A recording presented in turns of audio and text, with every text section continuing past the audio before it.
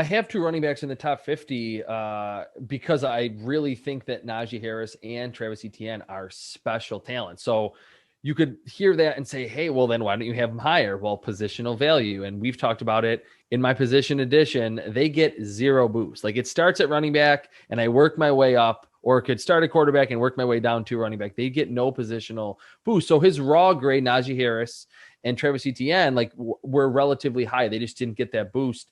And I believe that's like the highest I've had running backs in the last couple of years, unless I'm totally forgetting someone. But number 46 for Najee Harris and ETN 48.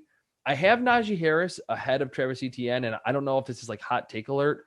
The first category that I have in my grading system for running backs is elusiveness. And I actually think Najee Harris is more elusive than Travis Etienne. I think Travis Etienne as that slasher type that's mostly north and south and is going to be really efficient and is crazy explosive and can pick up an 8 or a 10-yard gain when the blocking really is good, but really only should get him a 4 or 5-yard gain because of his speed. That's what he gives you. Najee Harris, I think, is better making defenders miss. And they're both tremendous receivers, not just out of the backfield. Line them up in the slot. On both of their films, you can watch them catch passes deep down the field. So that's why I'm so high on them, because I truly think that they are, feature back types that fit the modern day NFL. You can use them in the pass game. We know how valuable that is for the running back spot. And just watching Etienne's film this season, I was expecting, just from watching so many Clemson games live, like, oh, this guy's going to be just juking out every ACC linebacker and corner. That's not really his game. He wants to hit the front side on a zone play and just turn on the jets. And he did that a lot. I think Najee Harris finds the cutback lane a little bit easier. And at 6'1", 230, linebackers just bounce off him. We've seen the hurdling too. I think he's a crazy athlete.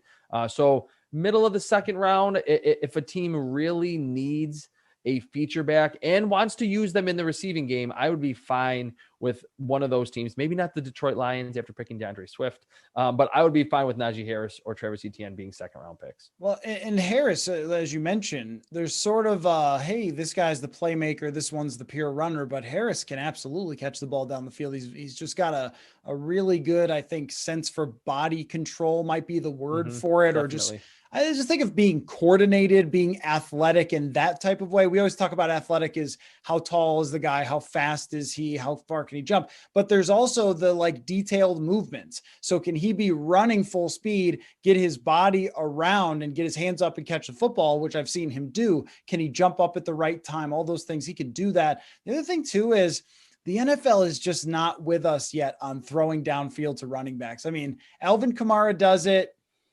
That's about it. You don't even see it a lot from Christian McCaffrey. Aaron Jones every once in a while goes down the field, but someday the NFL will join us and running rail routes and wheel routes over and over and over and over again, because you can succeed on them. And maybe when you have Drew Brees throwing it to Alvin Kamara, it's more effective than most. It's not the easiest thing to do, but those are usually there. And I feel like with these running backs, you could do it. But if receiving value is a huge part of it for ETN for you, you could look at like how many teams are using these guys as actual receivers on a regular basis. There might be 2 or 3 in the entire NFL. So if you're drafting him, have that as part of your plan. But I don't think it's super likely that someone drafts him and has that as a huge part of their plan. Like, oh, he's half wide receiver, half running back. I doubt it. So Harris to me would be a little bit higher. And I like your point about elusiveness. You get a screen in space. Can you make plays? Can you dodge tacklers? Can you shed tacklers? And can you see the field kind of like, the Matrix or whatever to dodge people? And I think that Harris has all of those abilities.